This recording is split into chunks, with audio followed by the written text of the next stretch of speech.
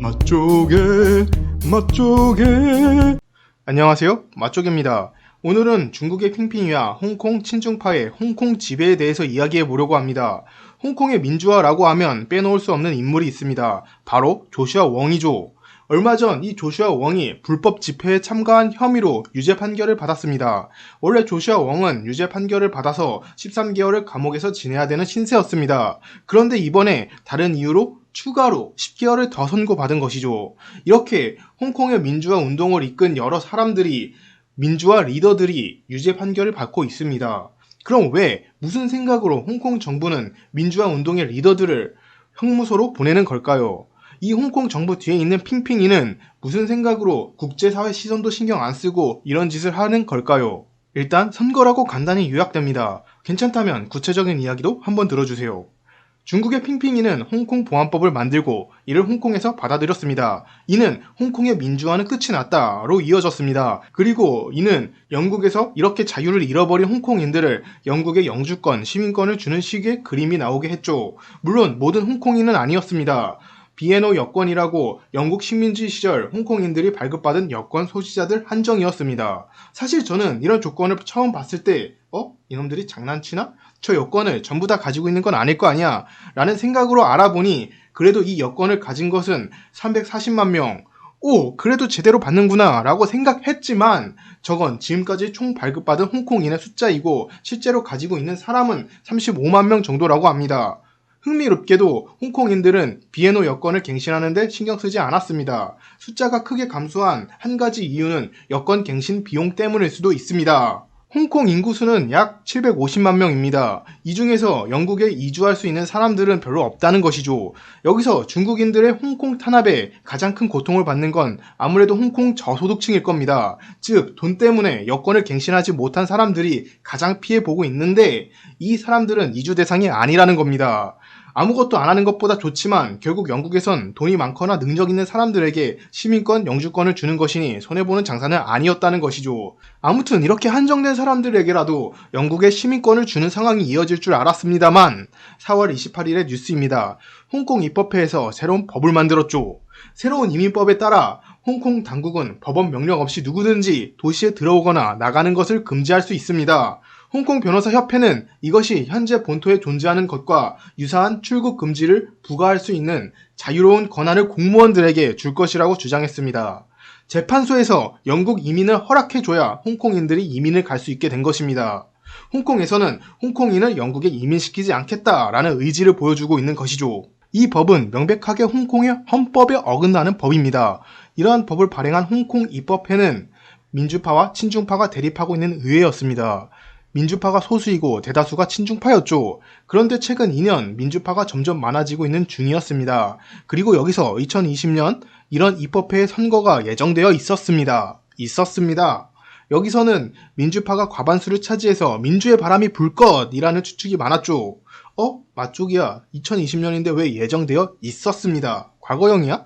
아쉽게도 이런 선거를 못했기 때문이죠. 친중파가 코로나를 핑계로 선거를 미뤄서 민주파가 의회를 장악하는 것을 막았습니다. 맛쪽이야. 그래도 다시 선거하면 민주파가 이기는 거 아니야? 중국 공산당은 그렇게 호락호락하지 않았습니다. 앞서 말했던 조슈아 웡 같은 거물들이 더 이상 선거에 나오지 못하게 되었습니다. 어떻게? 유죄 판결로 선거에 나갈 권한 자체를 박탈하거나 선거 기간을 감옥에서 보내서 선거 자체에 나오지 못하게 만든 것이죠. 네, 앞서 질문한 무슨 생각으로 홍콩 정부는 민주화 운동 리더들을 형무소로 보내는 걸까? 의 해답은 영향력 있는 민주파 제거라는 것이죠. 홍콩인들의 이탈을 막고 홍콩인들을 중국색으로 물들이는 것, 홍콩의 민주화를 무너뜨리는데 중국이 성공한 것이죠.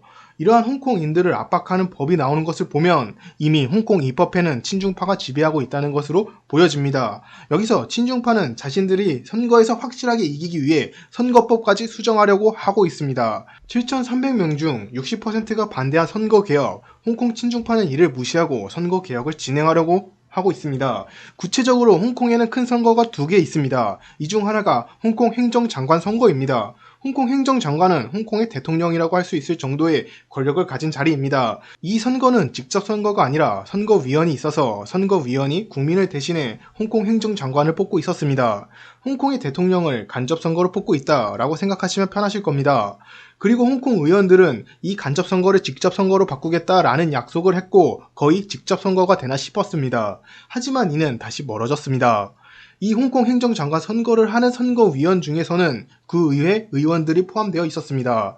홍콩 각 지역의 의원들이죠. 그런데 이 의원들의 표를 인정하지 않겠다라는 겁니다. 갑자기 왜? 2019년 전까지 그 의원 숫자는 민주파보다 친중파가 더 많았습니다. 그런데 2019년 그 의원 선거에서 민주파들이 압승을 해버린 겁니다. 즉, 그 의원 표를 제외하는 것은 민주파들을 선거 참여 못하게 하고 친중파들만 홍콩 행정장관을 뽑겠다. 간단히 친중파만 선거하겠다. 이는 친중파의 독재로 볼 수 있습니다. 이러한 친중파의 독재는 이게 전부가 아닙니다. 앞서 말한 홍콩의 큰 선거 2개, 하나는 방금 말한 홍콩 행정장관 선거였고 나머지 하나는 우리나라로 보면 국회의원 선거인 홍콩의 입법회 의원 선거입니다. 이 입법회 의원 선거에서도 여러가지 바꾸고 있습니다. 대표적으로 중국 애국자가 아니면 출마 자체를 못하는 법이 나오고 있죠. 중국인이 아니면 출마 자체를 못한다 이 말입니다. 그런데 여기서 여러분들이 주목해야 될 점은 내부에 적이 있다. 이 법을 만드는 건 홍콩인이라는 겁니다. 우리나라 일제시대에서 친일파 같은 사람들이 홍콩에도 있다는 것이죠. 여기서 우리나라의 미래도 보입니다. 지금 우리나라도 홍콩처럼 정치권에는 중국인들이 많죠. 아, 중국인이 아니라 중국을 좋아하는 사람들인가요? 아무튼 문 정부 들어 해외 이민 2배 급증, 코로나가 끝나면 탈조선 러시가 이어질 겁니다. 지금 한국을 떠나는 한국인이 많습니다. 이에 정부는 영주권자 자녀 한국 국적 주자는 법무부, 적용 대상 95%가 중국인, 3,900여 명 중 95%인 3,700여 명이 해당, 출산율 때문에 중국인을 받는다. 그런데 한국인은 한국을 떠나도 좋다.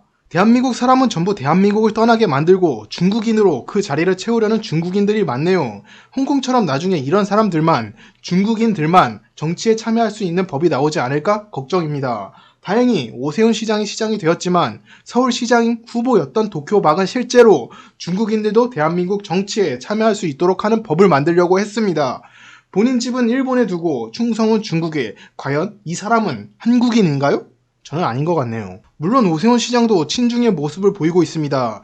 중국의 문화 전달의 핵심 전략인 공자학원 차이나타운 건설. 이에 외국에서는 중국의 공자학원과 차이나타운을 없애려는 모습을 보이고 있습니다. 하지만 오세훈 시장은 서울시와 중국 도시를 더욱더 강력한 유대를 만들려는 안타까운 모습을 보이고 있습니다. 과연 우리가 사랑하는 대한민국은 그 모습을 유지할 수 있을까요? 이상 맛쪽이었습니다. 영상을 끝까지 시청해주셔서 감사드립니다. 모두 행복하세요.